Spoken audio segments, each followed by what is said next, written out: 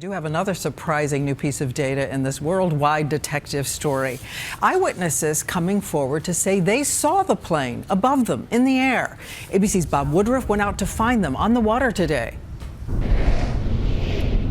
We traveled to the tiny fishing village of Cote de Barou to find witnesses who say they saw the plane.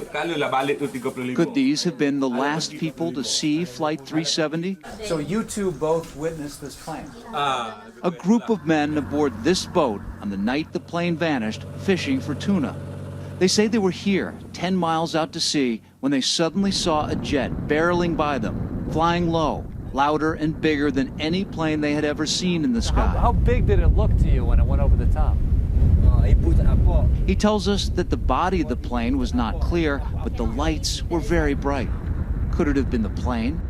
The fishermen say they were here, and this is where we believe the plane flew by after making that infamous turn to the left. Did it dive lower to purposely avoid detection by radar, known as terrain masking? Or might it have dipped because of a crisis on board?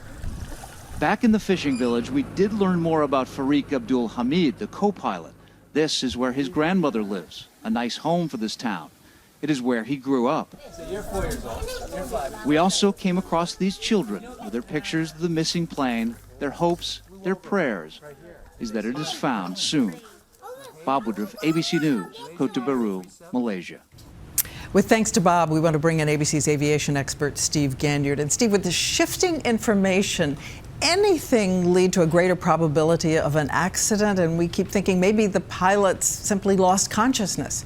Diane, I think we're at the point where we're going to have to entertain lots and lots of different theories. If they have any sort of validity, if there's anything that would lead us to that, we can't exclude anything. We're getting to the point in the investigation right now where there's very little science coming in. I think we've gotten as much as we're going to get from the satellites. There'll be some forensics on the ground, but we're at the point where we just can't rule out anything until we get that wreckage, until we get those black boxes. So everything entertained. And what about this location the Australians have now targeted in specifics? Where is it? How easy or hard is it now to get there and search?